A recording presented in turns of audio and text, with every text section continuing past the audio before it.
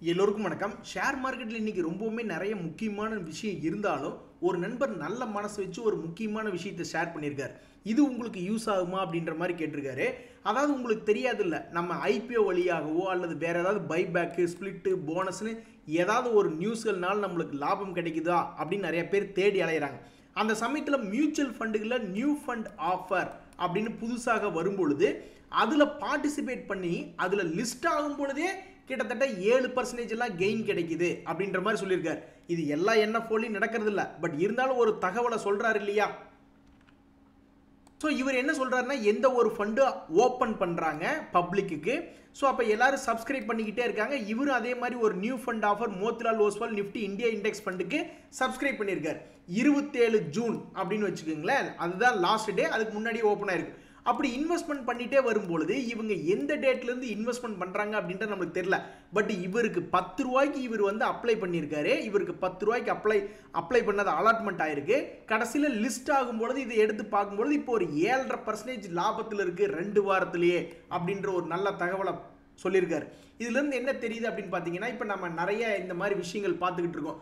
ஏதாவது ஐபிஎல் இன்னைக்கு கூட ஒரு 2 ஐபிஓ சூப்பர் லிஸ்டிங், பைபேக் கூட சிலதெல்லாம் பண்ணிக்கிட்டு இருக்கு, ஸ்பிளிட் பண்ணிட்டு இருக்கு.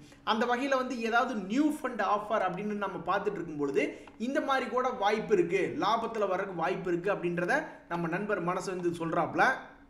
இது வந்து ஒருத்தர் சொல்லினா நம்மளுக்கு எப்படி தெரியும்? ஒரு நியூ ஃபண்ட் ஆஃபர் 10 ரூபாய்க்கு நம்ம அப்ளை பண்ணுறோம், நம்மளுக்கு 10 ரூபாய்க்கு அலாட்மெண்ட் பண்ணுறாங்க. ஸோ லிஸ்டிங் டே அன்னைக்கு 10 ரூபா தானே இருக்கும் அப்படின்ற மாதிரி தான் நம்மளுடைய புரிதல் இருக்கும். பட் அது யாராவது எக்ஸ்பீரியன்ஸ் பண்ணி அதை சொல்லும் பொழுது அதை உபயோகப்படுத்திக்கணும். நண்பர்களே, இன்னைக்கு நம்மளுடைய ஷேர் மார்க்கெட் ஒரு குட் பாயாக இருந்திருக்கு. ஒரு நல்ல கன்சிடரபிளான ரெக்கவரி, லோலிருந்து ஆல்மோஸ்ட் 200 பாயிண்ட் ரெக்கவரி ஆயிருக்கா. இந்த சமயத்தில் அடுத்த வாரம், அதாவது 17 ஜூலையில் ஒரு ஹாலிடே அப்படின்றது ஒன்று வருது. அது நட்ட நடுவால் வெட்னஸ்டேல வருது. ஸோ அப்போ மார்க்கெட்டில் ஏதாவது ஒரு சின்ன மூவ்மெண்ட் அப்படின்றது இருக்கலாம். உங்களுடைய மனசில் திடீர்னு இப்படி ஒரு ஹாலிடே வர்றது இல்லாமல் போயிடும். அதனால் இன்னைக்கு ஒரு முக்கிய செய்தி, அதை நான் சொல்லிக்கிறேன் ஆரம்பத்திலேயே.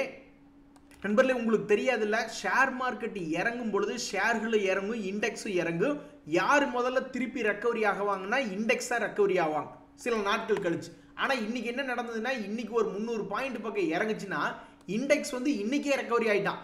ஆக்க பொறுத்தவனுக்கு ஆற பொறுக்கல அப்படின்ற மாதிரி மார்க்கெட்டை கீழே விட்டு ஒரு 1000 பாயிண்டாவது கீழே விட்டுட்டு அப்புறம் ரெக்கவரி கிடையாது. இன்னைக்கே நிஃப்டி 50 இண்டெக்ஸை பிடிச்சி ஆல்மோஸ்ட் 200 பாயிண்ட் ரெக்கவரி பண்ணியிருப்பாங்க.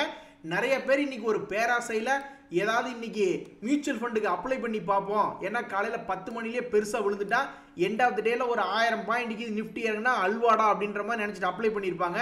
பாவம், அவங்களுக்கு கிடைச்சதெல்லாம் கொஞ்சம் மேல் நோக்கி ஏறி தான் கிடைச்சிருக்கும்.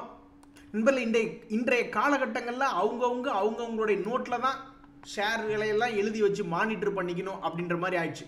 இந்த இண்டிகோ பெயின்லாம் சில காலங்களுக்கு, சில மாதங்களுக்கு முன்னாடி, ஒரு 20-30 நாளைக்கு முன்னாடியெல்லாம் பார்த்தீங்கன்னா சில பேர் நோட் பண்ணிக்கிட்டு இருந்தாங்க, இது ஏதோ ஒரு சப்போர்ட் ரேஞ்சில் இருக்குது, வெட்டுக்கிளி மாதிரி ஈதி மேலே ஏறி வந்துருவானா அப்படின்ற மாதிரி சில பேர் நோட் பண்ணி பார்த்துக்கிட்டு இருந்தாங்க. இன்னைக்கு அவங்களுக்கு ஒரு சந்தோஷமான நாள். ஏன் அப்படின்னாக்கா, இந்த பேட்டர்னை கம்ப்ளீட் பண்ணி ஆல்மோஸ்ட் இன்னைக்கு ஒரு 10 பாயிண்ட் இந்த இண்டிகோ பெயிண்ட் ஏறி இருக்கு. சரி, அந்த இண்டிகோ பெயிண்ட் ஒரு வெட்டுக்கிளி மாதிரி பறந்துருக்கு. அப்போ இந்த கன்சை நெரோலெக் அப்படின்ற ஷேரும் ஒரு குறிப்பிட்ட சப்போர்ட் பேட்டர்ல தான் இருக்கான். அப்ப இவங்க இது மேலே ஏறி வருவானா அப்படின்ற மாதிரி தான் இந்த உலகம் எதிர்பார்க்கும். அந்த எதிர்பார்ப்பை பூர்த்தி செஞ்சு அடுத்த ஒரு 6 மாசம் கழிச்சு பார்க்கும் பொழுது இந்த ஷேர் ஒரு 360 ரூபா வந்துருதுன்னா உண்மையிலேயே இந்த பேட்டர்னுக்கு ஒரு மரியாதை கிடைக்கும். வீட்டம்மா செஞ்ச ரசம் உண்மையிலேயே சில நேரங்களில் சூப்பராக இருக்கும். ஒரே வாவ் அப்படின்ற மாதிரி கைக்கு மோதிரமெல்லாம் போட மாட்டோம், இருந்தாலும் ஒரு உம்மா அப்படின்ற மாதிரி நம்ம கொடுக்குற மாதிரி இந்த 5 ஸ்டார் அப்படின்ற கம்பெனிக்கு உண்மையிலேயே நீங்கள் எல்லாரும் இதுக்கு ஒரு 5 ஸ்டார் அப்படின்றது கொடுக்கணும்.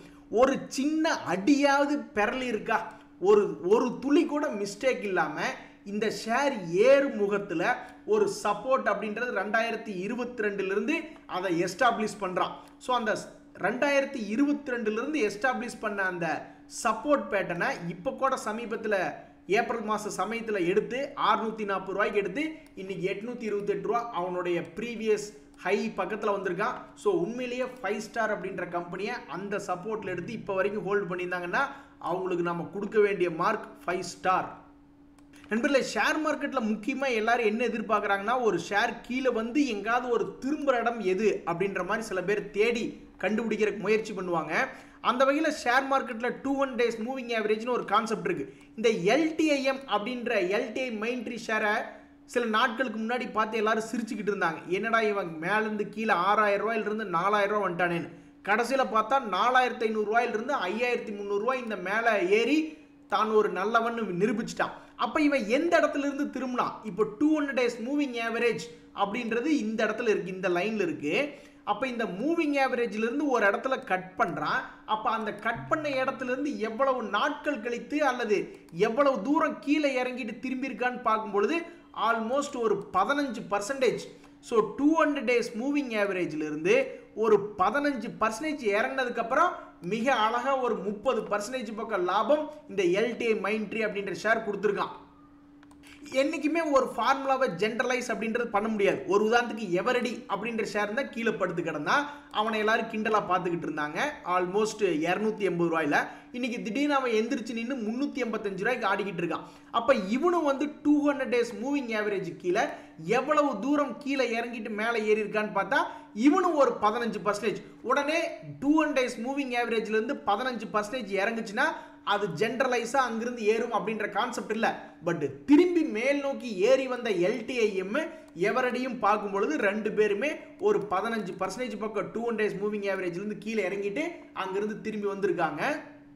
இந்த சமயத்துல வீட்டம்மாயிட்ட நான் சொல்றேன், ஷேர் மார்க்கெட் இறங்கிட்டு இருக்கு, வாங்கி வச்சதெல்லாம் கும்பா பாடிரும் அப்படின்ற மாதிரி சொல்லிட்டு இருக்கீல. மனைவி கேட்குறாங்க, நீங்க இந்த ஷேர் எல்லாம் எதை வச்சு விசாரிச்சு வாங்குனீங்க? என்னத்தை நீங்க விசாரிச்சு வாங்குனீங்க? ஏன் இப்படி 5% 10% இறங்குது? நீங்க விசாரிச்சது என்ன அப்படின்ற மாதிரி ஒரு கேள்வி கேட்டாங்கன்னு வச்சுங்களேன், நம்ம என்ன பதில் சொல்றது அப்படின்றதுக்கு ஒரு கரெக்டான காரணம் அப்படின்றது இருக்கணும். இப்போ ஒரு உதாரணத்துக்கு மியூச்சுவல் ஃபண்டுகள்லாம் ஏதாவது ஒரு ஷேர்ஸை போய் வாங்குறாங்கன்னா அதுக்கெல்லாம் ஒரு ஃப்ரேம் ஒர்க் இருக்கு, ஒரு ரெகுலேட்டர் இருக்கு. அந்த கைட்லைன்ஸ் படி தான் ஒரு ஷேரை சூஸ் பண்ணுவாங்க. இன்னைக்கு பார்த்தீங்கன்னா ராஜேஷ் எக்ஸ்போர்ட்ஸ் அப்படின்ற ஒரு ஷேர் வந்து மேல் நோக்கி ஏறி எல்லாத்தினுடைய கவனத்தையும் வாங்குறான். பட் அந்த கம்பெனி எத்தனை பேர்த்த கெடுத்துட்டு இருக்கான் தெரியுங்களா? சமீபத்தில் கூட 2023ல 1000 ரூபா இருந்த பங்கு இப்போ 300 ரூபா. அதுக்கு முன்னாடி 2021 அப்பெல்லாம் பார்த்தீங்கன்னா அப்பவும் கொடுமைக்கு தான் இந்த ஷேர் அப்படின்றது இருக்கு. அப்ப இந்த ஷேரை நீ என்ன விசாரிச்சு நீ வாங்கின அப்படின்னு வீட்டம்மா நம்ம கிட்ட எளிதாக கேட்ட முடியும். ஆனா நம்ம போய் ஒரு இன்ஸ்டிடியூஷன்கிட்ட, பெரிய மியூச்சுவல் ஃபண்டு கிட்டயோ, ஒரு உதாரணத்துக்கு பேங்க் கிட்டயோ அல்லது இன்சூரன்ஸ் கம்பெனி கிட்டயோ நம்ம போய் கேட்க முடியாது, எதை வச்சு இந்த ஸ்டாக் எல்லாம் வாங்குனீங்க அப்படின்னு. ஏன்னா அப்ப அது அவங்களுடைய சீக்ரெட் வெளியே போற மாதிரி ஏதாவது ஒரு பேசிஸ்ல வாங்கியிருப்பாங்க. அது நல்லாவும் இருக்கலாம், கெட்டதாகவும் இருக்கலாம். இப்போ இந்த ராஜேஷ் எக்ஸ்போர்ட்ஸ்ல மிகப்பெரிய ஒரு இன்வெஸ்டர், டொமஸ்டிக் இன்ஸ்டிடியூஷனல் இன்வெஸ்டர்ஸ் யாருன்னு நீங்க நினைக்கிறீங்க? எல்ஐசி தான். எல்ஐசி ஏதோ ஒரு காரணத்தினால வாங்கியிருக்கு, நம்ம போய் கேட்க முடியாது, அந்த ரகசியத்தை நம்ம தெரிஞ்சுக்க முடியாது. எப்படி எல்ஐசி அவங்களுடைய சேர்மன், அவங்களுடைய ஃபண்ட் இன்வெஸ்ட்மெண்ட் டீம் இதெல்லாம் எப்படி இந்த ராஜேஷ் எக்ஸ்போர்ட்ஸ் அப்படின்றத சூஸ் பண்ணாங்க அப்படின்றது நம்மளுக்கு தெரியாது. கிட்டத்தட்ட 11% ஹோல்டு பண்ணிட்டு இருக்காங்க. ஸோ இந்த ராஜேஷ் எக்ஸ்போ அப்படின்ற ஷேர் அந்த முக்கியமான 200 days மூவிங் ஆவரேஜ்ல இருந்து எவ்வளவு பர்சன்டேஜ் இப்போ கீழே இறங்கி ட்ரேட் ஆகிட்டு இருக்குன்னா 55%. ஒரு நல்ல பங்கா இருந்தா 15%லேயே நம்ம திரும்பி பார்த்துருக்கோம். இது ஒரு நல்ல கம்பெனியா இல்லை, அல்லது தற்காலிகமா இவனுக்கு நல்லது ஒன்றும் உருப்படி ஆகலை அப்படின்ற ஒரு காரணத்தினால தான் 200 days மூவிங் ஆவரேஜ்ல இருந்து கீழே ஆல்மோஸ்ட் 55% இறங்கி ட்ரேட் ஆகிட்டு இருக்கு. எந்த நம்பிக்கையில் இந்த ஷேர் வச்சிருக்காங்க தெரியல. பட் நல்லா ஒன்று புரிஞ்சுக்கணும், எல்ஐசி அப்படின்ற கம்பெனியினுடைய போர்ட்ஃபோலியோலாம் பார்த்தீங்கன்னா அவங்க நூற்றுக்கணக்கான கம்பெனியில் வச்சிருப்பாங்க. ஒரு கம்பெனி கும்பா பாடினாலும் இன்னொரு கம்பெனியில் ஜெயிச்சுட்டு போயிடுவாங்க. ஸோ இந்த ராஜேஷ் எக்ஸ்போ அப்படின்றது ஜெயிச்சு மேலே வருதா இல்லை எல்ஐசிக்கு ஒரு கும்பா பேர் வாங்கி கொடுக்க போகுதா அப்படின்றது காலம் தான் பதில் சொல்லணும். நண்பர்களே, ஷேர் மார்க்கெட்டில் ஏறுமுகம், ஒரு ஷேர் மேல் நோக்கி ஏறும் பொழுதே சப்போர்ட் எடுத்து மேலே போகுதா அப்படின்ற மாதிரி ஏறுமுகத்தில் சப்போர்ட் அப்படின்ற ஒரு கான்செப்ட் இருக்கு. ஒரு உதாரணத்துக்கு ஏயு பேங்க் அப்படின்ற ஷேர் பார்த்தீங்கன்னு வச்சுங்களேன். இந்த ஏயு பேங்க் வந்து ஒரு உதாரணத்துக்கு இப்போ அப்படியே ஒரு ஏறுமுகமாக இருக்கான். இந்த ஒவ்வொரு ஏறுமுகத்திலையும் மேலிருந்து கீழே வரும்போது சப்போர்ட் எடுத்து மேல் நோக்கி போயிட்டு இருக்கான். ஸோ இப்போவும் கரெக்டாக மேல் நோக்கி 700 ரூபாய் இருந்த ஷேர் டபுக்குன்னு 70 ரூபா இறங்கிட்டா. இதுக்கு முன்னாடி அப்படித்தான் இறங்கினா, அப்புறம் திடீர்னு சப்போர்ட் எடுத்து மேல் நோக்கி ஏறினா. அப்போ இந்த AU small finance bank support எடுக்க போகுதா இல்லையா அப்படின்றது பொறுத்து இருந்து பார்க்கணும். இந்த ஏயு பேங்க்குமே இவனுடைய மூவிங் ஆவரேஜ் 200 மூவிங் ஆவரேஜ்ல இருந்து எந்த இடத்துல சப்போர்ட் எடுத்திருக்கான் அப்படின்னு பார்த்தீங்கன்னா 22% பக்கம் இறங்கி அப்புறம் அங்கிருந்து 560 ரூபாயிலிருந்து 700 ரூபாய் வரைக்கும் போயிருக்கான். நண்பர்களே, ஷேர் மார்க்கெட்ல மதில் மேல் பூனையாக இருக்கு அந்த ஷேர் அப்படிம்பாங்க. அப்படின்னா என்ன அர்த்தம்னா, ஒரு குறிப்பிட்ட ட்ரெண்ட் லைன், ஒரு குறிப்பிட்ட ரெசிஸ்டன்ஸ் கிட்ட வந்து நின்றுட்டு மேலே போனால் மார்க்கெட்டை தூக்கிட்டு போவேன், கீழே வந்தால் மார்க்கெட்டை ஏற விட மாட்டேன் அப்படின்ற மாதிரி சென்டர் பாயிண்ட்ல வந்து நின்றுக்க வேண்டியது. ஸோ இந்த HDFC பேங்க் திடீர்னு எல்லாத்துக்கும் சந்தோஷத்தை கொடுத்தா அவன் பாட்டுக்கு கண்ணா பின்னான்னு 5% 10% ஏறி ஷேர் மார்க்கெட்டே 400-500 பாயிண்ட் மேலே ஏற்றி விட்டான். அப்புறம் என்ன அப்போவே நம்ம நினச்சிட்டு இருந்தோம் இந்த HDFC பேங்க் ரொம்பவுமே வெயிட்டேஜான கம்பெனி, ஒரே சைடு டைரக்ஷன் எடுத்து போயிட்டா பரவாயில்ல, இடையில கன்ஃபியூஸ் ஆகாமல் இருந்தால் பரவாயில்லன்னு நான் நினச்சிட்டு இருந்தோம். ஆனால் அப்படித்தான் பண்ணுவேன் அப்படின்ற மாதிரி இதுக்கு முன்னாடி அவனுடைய கடந்த காலத்தில் என்ன பண்ணானோ அதே தான் இப்போ பண்ணியிருக்கான். அதாவது ஒரு கதை ஒன்று இருக்கு. 2 பேர் ஒரு ஸ்கூலில் படிச்சுட்டு இருந்தாங்களாம். ஒருத்தர் அப்போவே உருப்படாமல் எந்தையாவது ஒன்று கோக்குமாக்கா பண்ணி வச்சுட்டு திடீர்னு போர்டை உடச்சு விட்டுறது, டெஸ்க்கை உடச்சு விட்டுறதுன்னு ஏதாவது ஒரு லொல்லு பண்ணிகிட்டே இருப்பான். அப்படியா இன்னொரு பையன் நல்லா படிச்சுக்கிட்டே இருப்பானாம். ஒரு காலத்தில் காலம் என்ன அப்படியேவா இருக்கும், படித்தவங்க நல்லா சாதிக்காமல் கூட போகலாம். ஒரு கட்டத்தில் வந்து ஒரு டாக்டர், ஒரு மிகச்சிறந்த டாக்டர் ஒருத்தர் வந்து ஒரு ஆப்ரேஷன் தியேட்டரில் ஆப்ரேஷன் பண்ணிக்கிட்டு இருக்காரு, சக்ஸஸ் பண்ணிட்டார், பேஷண்ட்டு பொழைச்சிட்டாப்ல. ஆனால் திடீர்னு ஒரு நாள் அவர் இறந்துட்டார். என்னென்னு போய் பார்த்துட்டு இருக்கீங்களா, அங்கே பக்கத்தில் கிளீனிங் பண்ணக்கூடிய வார்டு பாய் வந்து ஒரு ஒயரை அமுத்தி மூச்சு சுவாசிக்க முடியாத மாதிரி அந்த ஆளை கொண்டு போட்டுருவாப்ல. கடைசியில் யார் டாக்டர் யார் வார்டு பாய்னா அந்த திருந்தாத ஆள் தான் அதே வார்டு பாய், நல்லா படித்தவர் தான் டாக்டர். ஸோ அந்த வகையில் வந்து இந்த HDFC பேங்க் வந்து எந்த ஒரு கட்டத்துலையுமே திருந்தலை. 2-3 வருஷமாகவே அவன் அந்த ஹைக்கு போனால் கீழே இறங்கி மார்க்கெட்டுக்கு உதவி பண்ணாமல் தான் இருக்கான். ஸோ இந்த முறையை அப்படித்தான் பண்ணியிருக்கான். இன்னும் 10 நாள் போச்சுன்னா கீழே அடிவாரத்துக்கு வந்துட்டான்னா கன்ஃபார்ம் ஆகிடும். நண்பர்களே கொடுமை பாருங்க. அதாவது ஹையர் லெவல் போய் அங்கே ப்ராஃபிட் புக்கிங் வர்றது நியாயம்தான். இப்போ ப்ளூ ஸ்டார் அப்படின்ற கம்பெனிலாம் எடுத்து பார்த்தோம்னா இன்னைக்கு 7% இறங்கியிருக்கான். இருந்தாலும் அவன் சம்பாரிச்சு கொடுத்தது ஒரே வருஷத்தில் பணத்தை டபுள் பண்ணி விட்டுருக்கான். அதனால 7% இறங்கியிருக்கான், நியாயம்தான். ஸோ அவனுக்கு நம்ம ஏதாவது பாராட்ட கூட செய்யலாம். மேலே போயிட்டு கொஞ்சோண்டு கீழே இறங்கியிருக்கான். ஆனால் பந்தன் பேங்க் இருக்கிறதே கீழே தான். கடைசியில் இன்னைக்கு என்னன்னு பார்த்தா மறுபடியும் ஒரு 4% இறங்கியிருக்கான். இங்கே பார்த்தீங்களா, அவன் இன்னைக்கு 4% இறங்கியிருக்கான். ஆனால் இந்த ஒரு வருஷ பீரியடில் இருக்கிறதே லோ லெவல் தான். என்னத்தான் சொல்கிறது நண்பர்களே, என்னன்னு சொல்கிறது. ஒரு சுகர் கம்பெனினா கூட அவனுக்கு திடீர்னு என்னைக்காவது ஒரு செக்டரில் வந்து செக்டர் ரொட்டேஷன்லையோ அல்லது ஏதாவது ஒரு சமயத்தில் அவனுக்கு டிமாண்ட் அப்படின்றது கிடைக்கும். ஒரு பேப்பர் கம்பெனினா கூட அந்த பேப்பர் கம்பெனிக்கு காலேஜ் திறக்கிறப்ப ஏதாவது ஒரு டிமாண்ட் கிடைக்கும். அந்த மாதிரி ஒவ்வொரு செக்டருக்கு டிமாண்ட் இருக்கு. இந்த சூழ்நிலையில் ஒரே ஒரு செக்டர் அதுக்கு இப்போ டிமாண்டே இல்லை, அதாவது ஒரு சைக்கிளிக்கலாகவும் டிமாண்ட் இல்லை, அதனுடைய க்ரோத் ரேட்டும் கம்மியாக இருக்குன்னா தற்சமயத்துக்கு பாவம் இந்த ஃபுட்வேர் கம்பெனி தான். என்னை பொறுத்த வரைக்கும் இந்த ஃபுட்வேர் கம்பெனிகள்லாம் அவங்களுடைய ப்ராடக்ட்டை வந்து ஃபுட்வேரில் மட்டும் வச்சுக்காம வேறு ஏதாவது வேரபிள்ஸில் அப்படியே எக்ஸ்பேண்ட் ஆகி போனாங்கன்னா தான் இனி எதிர்காலத்தில் பொழைக்க முடியும் அப்படின்ற நிலைமையாக இருக்குது. ஸோ இந்த சமயத்தில் இந்த ரிலாக்ஸோ அப்படின்ற ஷேர் ரொம்ப காலமாகவே படுத்து கிடக்கிறான்.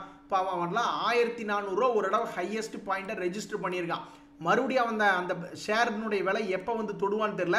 பட் தற்சமயத்துக்கு என்ன ஒரு நம்பிக்கைன்னா, போன வருஷத்தில் ஆல்மோஸ்ட் 1000 ரூபா பக்கத்தில் ஒரு இடம் வந்திருக்கான். இப்போ 800 ரூபா இருக்கான். மறுபடியும் ஒரு 1000 ரூபா வந்து தொட்டுச்சுன்னா கூட ரொம்ப சந்தோஷமாக இருக்கும். ஸோ நீங்கள் எதை வாங்குறீங்க அப்படின்றது ஒரு முக்கியம். நீங்கள் வாங்கக்கூடிய செக்டருக்கு வந்து ஏதாவது ஒரு அட்வான்டேஜ் பாயிண்ட், ஒரு ஃபோக்கஸில் இருக்கணும். சம்பந்தமே இல்லாமல் செருப்பு கம்பெனி எடுத்து வச்சு உட்காந்தோம்னாக்கா அது ஏதாவது ஒரு லக்கில் மேலே ஏற்றி விட மாட்டாங்களா அப்படின்ற மாதிரி தான் உட்காந்து வேண்டிக்கிட்டு கொண்டிருக்கணும். நண்பர்களே, ஃபெட் ஃபினான்னு ஒரு ஷேர், அதாவது ஃபெட் பேங்க் ஃபினான்ஷியல் சர்வீசஸ்னு ஒரு கம்பெனி. பொதுவாக ஒரு ஷேர் கீழே விழுந்ததுன்னா மறுபடியும் மேல் நோக்கி ஏறாதா அப்படின்ற மாதிரி இந்த உலகம் பார்த்துக்கிட்டு இருக்கும். அந்த வகையில் இந்த ஃபெட்ஃபினா அப்படின்ற ஷேர் சமீபத்திலாம் பார்த்தீங்கன்னா 150 ரூபா வரைக்கும் போன பங்கு, அதுக்கப்புறம் ஆல்மோஸ்ட் 100 ரூபா போயிட்டு இப்போ 125 ரூபா இருக்கான். ஸோ இந்த ஷேர் ஏதாவது ஒரு வகையில் எக்கு தப்பா மேல் நோக்கி ஏற ஆரம்பிச்சிட்டான், அவனுடைய பழைய ஹை 150 ரூபாய் வந்து தொட்டுட்டான்னா இந்த ஷேரை வச்சிருக்கிறவங்களுக்கு ஒரு சந்தோஷம் வரும். அடாடா சூனாப்பானா மிஸ் பண்ணிட்டியடா அப்படின்ற மாதிரி கேலக்ஸி சர்ஃபெக்டன்ஸ் அப்படின்ற ஒரு கம்பெனி அவங்க டிவிடெண்ட் கொடுக்க போகிறாங்க அப்படின்ற மாதிரி ஒரு நியூஸ் வருது. இந்த மாதிரி டிவிடெண்ட் கொடுக்கக்கூடிய பங்குகள் டிவிடெண்ட் கொடுக்க போகிறாங்க அப்படின்ற நியூஸ், ஏதாவது ஒரு பாசிட்டிவ் நியூஸ் வரும் பொழுது அவன் இருக்கக்கூடிய இடம் ஒரு சப்போர்ட்டாக இருந்ததுன்னு வச்சுங்க, போன வருஷத்தினுடைய சப்போர்ட்டோ அல்லது 2-3 வருஷத்துக்கு முன்னாடி சப்போர்ட்டோ, ஏதோ ஒரு சப்போர்ட்டில் இருக்கும்போது அந்த நியூஸ் வந்திருக்க கூடாதா? இன்றைக்கி நம்ம அந்த நியூஸ் வர்ற அன்றைக்கி இந்த ஷேர் எடுத்து பார்க்குறோம். அவன் எப்போவோ ஒரு இடம் ஏப்ரல் மாதமே சப்போர்ட் எடுத்து மேலே போயிட்டு வந்துட்டான். நண்பர்களே, இந்த IEX அப்படின்ற ஷேர் பார்த்துருக்கீங்களா? அவன் இப்படி தான் ஒரு மாதிரி சப்போர்ட்லேயே ட்ரேட் ஆகிட்டு இருந்தான். அப்புறம் அவனுடைய பிஸ்னஸ் வால்யூம் பிக்கப் ஆயிடுச்சுன்னு சொல்லி திடீர்னு அவனை சப்போர்ட்லேருந்து ஆல்மோஸ்ட் 20% மேலாம் அவனை ஏற்றி விட்டாங்க. இந்த டெல்டா கார்ப் அப்படின்ற ஒரு ஷேர் இன்னைக்கு அவங்களுடைய ரிசல்ட் விட்டுருந்தாங்க. அந்த ரிசல்ட்டினுடைய இம்பேக்ட் நெகட்டிவாக தான் காலையில் மார்க்கெட் எடுத்துக்கிச்சு. இப்போ க்ளோசிங்கில் பார்க்கும்பொழுது நெகட்டிவ் டு பாசிட்டிவ் அப்படின்றது வந்துட்டான். அப்போ அவனுடைய வாழ்க்கையில் வசந்தம் வீச ஆரம்பிக்குதா? கடந்த ஒரு வருஷத்தில் பார்க்கும்போது 40% காலி, கடந்த 5 வருஷத்தில் பார்க்கும்போது எந்த ரிட்டர்னுமே அவன் சம்பாரிச்சு தரல. ஒரு 2-3 வருஷத்துக்கு முன்னாடி பணம் போட்டிருந்தா பணம் கும்பா அப்படின்ற மாதிரி வச்சுக்கோங்களேன். அப்போ இனிமேல் இந்த கம்பெனி மேலே 300 ரூபா வரைக்கும் போகுதா, ஆல்மோஸ்ட் பணத்தை டபுள் பண்ண போகுதா அப்படின்றத பொறுத்து இருந்தால் பார்க்கணும். இன்னைக்கு தேதியில் இந்த செகண்டில் அதனுடைய நெகட்டிவ் நியூஸ் அப்சர்வ் பண்ணி மார்க்கெட் பாசிட்டிவ்ல தான் க்ளோஸ் பண்ணியிருக்கு. கொஞ்சம் டிமாண்டாக வச்சு தான் க்ளோஸ் பண்ணியிருக்கு. வரக்கூடிய நாட்களில் என்ன அப்படின்றது இனிமேல் தான் தெரிய வரும். நண்பர்களே, இன்னைக்கு நம்மளுடைய ஷேர் மார்க்கெட்டை நல்லா கவனிச்சு பார்த்தீங்கன்னா ஆல்மோஸ்ட் உங்களுக்கு 108 பாயிண்ட் இறங்கியிருக்கு. அதாவது மார்க்கெட் நல்லா ஏறிக்கிட்டே இருந்தது. திடீர்னு காலையில் இன்னைக்கு வந்து பார்க்கல 300 பாயிண்ட் காலி. இங்கே தான் நீங்கள் ஒரு விஷயத்தை புரிஞ்சுக்கணும். இன்னைக்கு இறக்கத்துக்கு முக்கிய காரணம் யார்? இந்த 100 பாயிண்ட்ல ஆல்மோஸ்ட் 50% வந்து எம்என்டம் மட்டுமே கான்ட்ரிபியூட் பண்ணியிருக்கு.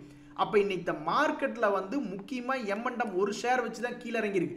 ஏன்னா அவங்க வந்து ப்ராடக்டினுடைய ப்ரைஸை வந்து 10% குறைச்சிருக்காங்க அப்படின்ட்டு. அந்த ஒரு நியூஸ் என்ன டெய்லி வரப்போகுதா? டெய்லி இவன் 42 பாயிண்ட் இறக்கி கூட போடானா அப்படின்னா அப்படி கிடையாது. ஸோ நிஃப்டி இன்னைக்கு இறங்குனது உண்மையிலேயே ஏதோ ஒரு தர்ம சங்கடத்தினால இறங்குனது, இந்த ஒரு நியூஸ்னால தான்.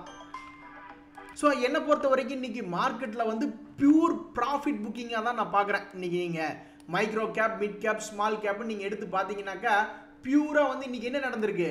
ஒரு மாதிரி ப்ராஃபிட் புக்கிங் தான் நடந்திருக்கு. இங்கே பார்த்தீங்களா, நிஃப்டி நெக்ஸ்ட் 50 இண்டெக்ஸ் எல்லாம் ஃப்ளாட்டாக க்ளோஸ் பண்ணியிருக்கேன். நிஃப்டி 50 இண்டெக்ஸ் வந்து 0.5% இறங்கிருக்கு. ஆனால் அதே சமயம் நீங்கள் போயிட்டு மைக்ரோ கேப் எடுத்து பார்க்குறீங்க, ஏதாவது மிட் கேப், ஸ்மால் கேப் எடுத்து பார்க்குறீங்கன்னா அரௌண்ட் 1% பக்கம் இறங்கியிருக்கான். அப்போ இதுலேருந்து என்ன தெரியுதுன்னா இன்னைக்கு வந்தது ஃபுல்லாக பியூராக ப்ராஃபிட் புக்கிங் தான், எந்த விதமான பேனிக் செல்லிங் அப்படின்றதான் என்னுடைய புரிதல். இன்றைய தகவல் அனைத்து உங்களுக்கு உதவியாக இருந்ததுன்னு எனக்கு சந்தோஷம் தான். ரொம்ப நன்றி, வணக்கம்.